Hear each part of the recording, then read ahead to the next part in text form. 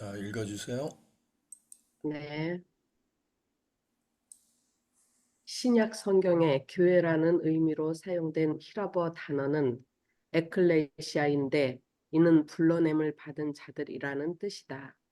남녀들이 성령의 감화에 순응하여 그리스도를 개인의 구주로 받아들일 때에 그들은 에클레시아 곧 불러냄을 받은 자들의 구성원이 된다. 카이로스, 크로노스, 고대 그리스도인들은 시간을 두 개의 헬라어 크로노스와 카이로스로 이해했다. 크로노스의 시간이 누구에게나 공평하게 흐르는 객관적인 시간이라면 카이로스의 시간은 단순히 흘러가는 것이 아니라 주관적으로 의미화한 시간을 뜻한다.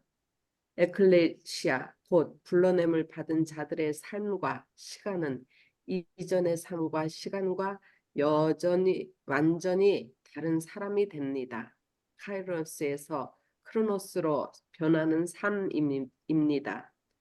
그 시간의 의미와 삶의 질이 달라지는 것입니다.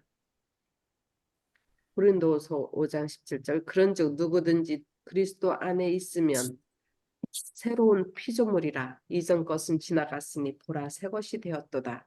네, 거기까지요. 어, 이 에클레시아, 어, 에클레시아는 불러냄을 받은 자들이라는 거죠. 그래서 어, 이 신약 성경도 물론 그렇고 그 구약 성경의 이 교회란 것은 이스라엘 백성을 가르쳤죠. 그들이 애굽에서 불러냄을 받았잖아요. 아브라함도 음, 바벨론에서 불러냄을 받았고 또 그래서 그 이 교회라는 의미는 에클레시아 불러냄을 받은 자들이 모인 곳이 교회라는 거죠. 그런데 이 중요한 것이 이 카이로스하고 크로노스는 어, 우리가 아는 대로 헬라어죠. 헬라어인데 요거는 제가 구글에서 찾은 말씀이고 카이로스는 크로노스는 그냥 누구에게나 주어진 시간. 그죠? 그래서 날 네, 때부터 죽을 때까지 갖고 있는 시간. 그거는 어, 물론 의미가 있지만은 특별한 의미는 없죠. 그죠? 태어났으니까 살다가 죽는 거. 누구나 그거는 누구도 갖고 있어요? 동물들도 갖고 있어요. 그죠? 그렇지만은 카이로스라는 시간, 요거는 다른 시간이죠. 자, 생각을 해보세요. 우리가 이제 나서 자라서 물론 우리에게 뭐 졸업도 있고 또 직장을 갖는 일도 있고 여러 가지가 있겠지만은 우리의 생애를 변화시키는 것은 무슨 사건이에요? 우리 생애 속에서 그냥 일반. 10년, 네? 10년요. 아니, 일반적으로요. 네, 결혼이죠. 그죠? 결혼, 예. 네, 결혼하면은 완전히 달라지잖아요, 시간이. 그걸 네, 카이로스라고 그러는 거예요. 이 아, 특정한 시간들. 결혼, 결혼 후에는 어떻게 해요? 가정을 꾸미고, 어, 내가 그냥 부모와 함께 살고 또 혼자 살았던 그 시간을 다 어떻게 해요? 접어두고 네, 결혼해서 남편과 아내가 살다가 또 아이를 낳으면 또 달라지죠. 그죠? 네, 예. 이제 그러한 시간들, 그런 특정한 시간들을 카이로스라고 그러죠. 그러면 음, 우리가 그거를 우리의 영적인 삶에 비추어 볼 때, 아까 우리 이원자 집사님이 침례라는 얘기를 하셨는데, 네, 침례 맞아요. 그죠? 우리가 누구하고 혼인잔치를 하는 거예요. 혼인, 예수님과, 예수님과 혼인을 하는 거예요. 그죠? 그래서 불러냄을, 그러니까 죄 가운데서 우리가 불러냄을 받아서 예수님과 혼인을 한단 말이에요. 그죠? 네, 그런데 네, 많은 침례가 그렇지 못한 때가 많죠. 그죠? 네, 그렇지만은 어떻든 이 죄에 대해서 죽고 의에 대해서 사는, 또 내 옛 자아가 죽고 예수님과 함께 부활하는 그 예식인 침례. 음, 그러니까 그 삶은 어떻게 됐어요? 거듭남의 생애죠. 그죠? 네, 그래서 삶과 시간은 이전의 삶과 시간과 완전히 다른 사람이 됩니다. 이건 제가 설명한 겁니다. 카이로스에서 크로노스로 제가 이거를 바꿨었어요. 이게 잘못된 거예요. 크로노스하고 카이로스하고 바뀌었어. 예,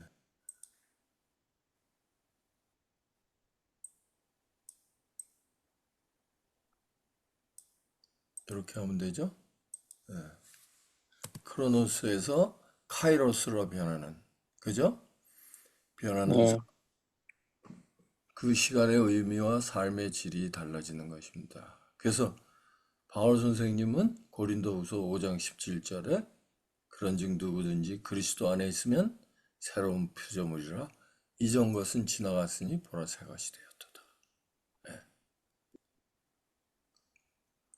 이제 그걸 생각하시면서 이제 또 읽겠습니다. 신약 성경을 신약 성경을 연구해 보면 교회는 그 맡은 바 사명이 본질에 있어서 두 가지 중대한 국면을 가지고 있다는 것을 알 수 있다. 그 첫째 국면은 불러냄을 받은 자들은 성경의 가르침을 믿으라는 요청을 받고 있다는 사실이다. 사도 바울은 다음과 같이 교회를 묘사했다. 만일 내가 지체하면 너로 하나님의 집에 어떻게 행하여야 할 것을 알게 하려 함이니 이 집은 살아계신 하나님의 교회요 진리의 기둥과 터이니라. 사도는 교회를 진리의 기둥과 터라고 불렀다. 불러냄을 받은 자들은 하나님의 말씀을 믿고 말씀대로 살고 말씀을 가르칠 의무가 있다. 둘째 국면은 요한 일서에서 볼 수 있다. 우리가 보고 들은 바를 너희에게 또 전함은 너희로 우리와 사귐이 있게 하려 함이니 우리의 사귐은 아버지와 그 아들 예수 그리스도와 함께함이라. 신약 성경이 말하는 사귐은 혹은 친교가 교회가 가진 둘째 국면이다. 언뜻 볼 때 신교라는 것은 새로운 개념이 아닌 것 같다. 사실상 우리가 안식일에 교회에서 예배드리는 것이나 교회에서 주최하는 친목 행사에 참여하는 것 등을 친교라고 부를 수 있다. 그렇지만 신약 성경이 말하는 친교의 개념은 우리가 생각하는 것보다 그 의미가 훨씬 광범위하다. 친교라고 번역된 히라보 단어는 포이, 포이노, 포이노니아이다. 이 단어의 명사형은 서로 나누는 것에 참여하는 것 혹은 뭐뭐에 능동적으로 관련됨이라는 의미를 가지고 있다. 동사형은 소통하다, 분배하다 혹은 나누어 주다라는 의미를 가지고 있다. 그러므로 함께 코이노니아 한다는 것은 안식일에 예배드리기 위하여 성전에 함께 앉아 있는 것이나 친목 행사에 모여 게임을 즐기는 것보다 훨씬 넓은 의미를 가지고 있다. 신약 성경이 말하는 친교의 의미는 이보다 더 심오하다. 코이노니아의 핵심 의미는 상호 간에 섬기는 것이다. 친교란 상대방의 주소와 성명을 아는 것 이상을 의미한다. 친교란 음, 안식일 아침에 반갑게 인사를 주고받는 것 이상을 의미한다. 친교란 상호 간의 소망과 꿈과 삶의 투쟁과 고통을 나누는 것이다. 친교란 서로 남을 섬길 수 있도록 하나님께 자신을 의뢰하는 것이다. 신약 성경에 의하면 친교란 하나님의 부르심을 받아 세상에서 나와서 같은 성경적 신조하에 공동체가 된 개인들이 적극적으로 소통하며 분배하며 나누어 주며 서로 섬기는 회집이다. 만약 그리스도인들의 상호 관계가 이렇지 않다면 그들은 하나님께서 교회를 향해 의도하신 원래 계획과는 거리가 멀지도 모른다.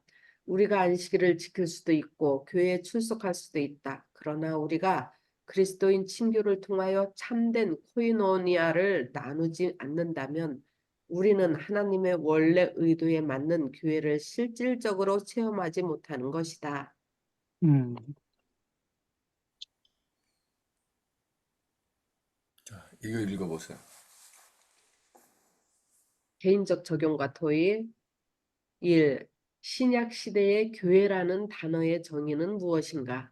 신약 성경의 교회라는 의미로 사용된 히라버 단어는 에클레시아인데 이는 불러냄을 받은 자들이라는 뜻이다. 남녀들이 성령의 감화에 순응하여 그리스도를 개인의 구조로 받아들일 때 그들은 에클레시아 곧 불러냄을 받은 자들의 구성원이 된다. 네, 2. 아니, 제가 조금 설명하고요. 어, 그래서 여기에 보면은 뭐 남녀들이 성령의 감화에 순응하여, 그러니까 성령의 감화에 순응한다는 거죠. 억지로 하는 게 아니라 그리스도를 개인의 구주로 받아들일 때. 이게 언제 같아요, 여러분들? 침례. 예. 침례는 이제 예식이고, 그죠? 어, 자, 남녀가, 남녀가 어디에 빠질 때 결혼을 해요? 사랑에 빠질 때. 네, 그렇죠. 옛날에 뭐 많은 때 그렇지 않을 때가 있었지만은 음, 이 남녀들이 성령의 감화에 순응하여 그리스도를 개인의 구주로 받아들일 때, 그죠? 그러니까 네, 남녀가 아, 이 사랑에 빠질 때 결혼하게 되죠. 그죠? 네. 마찬가지로 어, 사람들이 그리스도의 사랑에 빠질 물 때, 좀 줄까, 그냥? 예, 빠질 때, 물론 그것은 성령의 감화를 통해서 빠질 때, 어, 그리스도와 그리스도를 개인의 구주로 받아들이게 되죠. 그래서 그럴 때 그들은 불러냄을 받은 자들의 구성원이 된다. 자, 그 다음에요. 신약 시대의 그리스도 교회가 지닌 두 가지 중대한 국면은 무엇인가?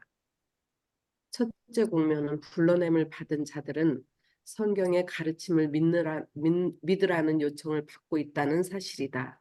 사도 바울은 다음과 같이 교회를 묘사했다.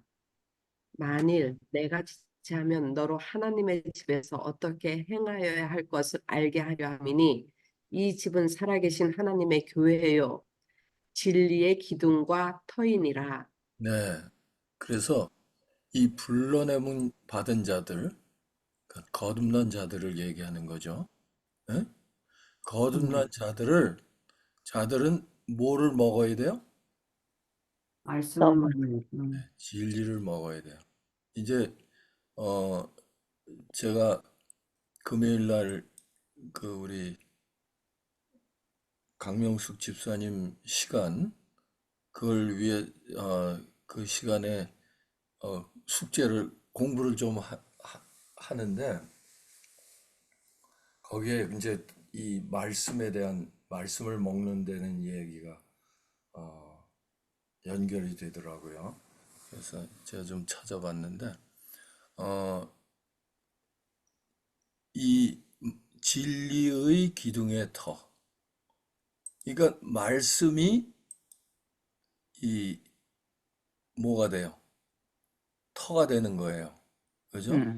그걸 네. 뭐라 그러죠? 파운데이션을 집 질 때, 건축할 때 처음에 하는 거? 아, 지금 한국말로 생각이 안 나는데. 기초, 기초. 네, 기본. 기초. 기초. 기초가 튼튼해야 이 집이 제대로 쓰잖아요. 저는 집을 네. 꽤 많이 지어봤기 때문에요. 그 기초가 왜 중요한지를 저는 잘 알아요.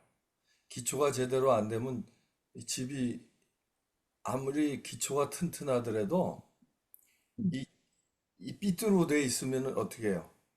집을 삐뚤어지는 네, 거죠. 삐뚤게밖에 질 수가 없어요. 그래서 이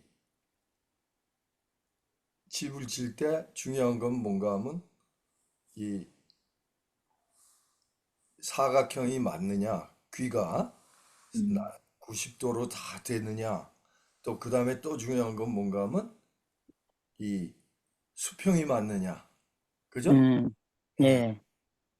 그거나 마찬가지로 하나님의 말씀이 이 불러냄을 받은 자들, 거듭난 자들만이 어떻게 해요? 그 말씀을 옳게 이해하고 그들의 삶의 기초를 제대로 놓는다는 거죠. 네. 아멘. 그래야만 어떻게 해요? 새 신자들을 들여올 때 그렇게 처음부터 시작하게 한다는 거죠. 네. 새 아멘. 신자들 들어와서 그냥 새 신자로 계속 남는 분들이 허다하잖아요. 그죠? 그렇죠. 가물에 콩나듯 어떻게 어 정말 이 제대로 된 신자가 되는 경우가 많지 않잖아요. 그죠? 네. 그게 그래서 그러는 거예요. 그런데 그것이 어디에요? 여기 둘째 국면. 우리가 보고 들은 바를 너에게 전함은 내가 뭐예요? 보고 들은 바는 뭐예요? 경험했다는 말씀? 그죠?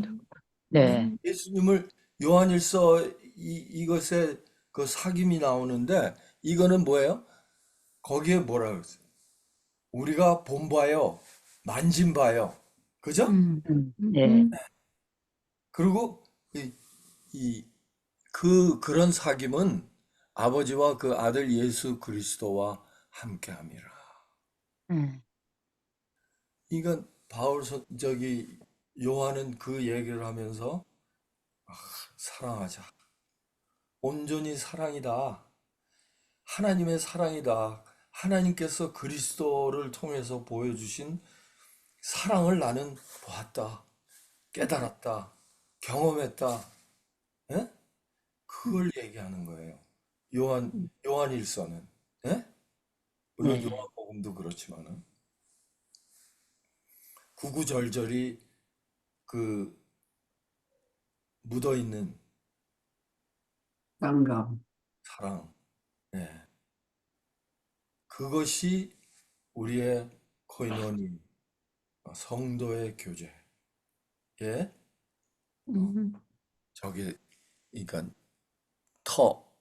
기초가 돼야 된다는 거죠. 그죠? 예, 3번이요. 신자들이 서로 코이노니아 친교 관계에 있다는 것은 무엇을 뜻하는가?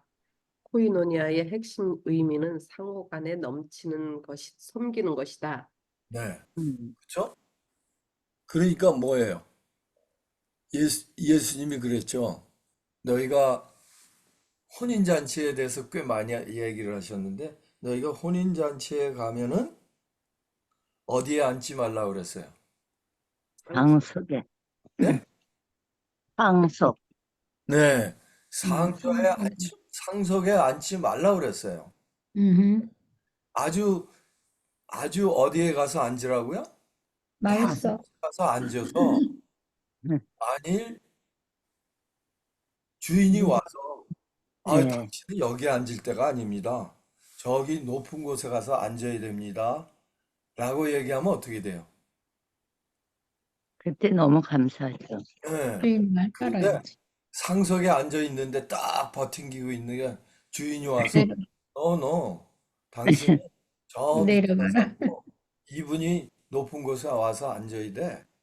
그렇다면 얼마나 창피해. 창피하겠냐. 창피하죠. 네. 그 얘기가 이거예요. 상호간에 음, 섬기는 거. 음, 어떻게 해요? 낮은 자세로서 교회에 네. 섬기는 자가 돼야 된다는 거죠. 음, 아, 의미가 있죠? 그죠? 네. 네. 그 의미예요. 우리가 음, 그래서 예수님은 높고자 하는 자는 낮아질 낮아지고. 것이요. 예, 낮고자 하는 자는 높아질 것이라.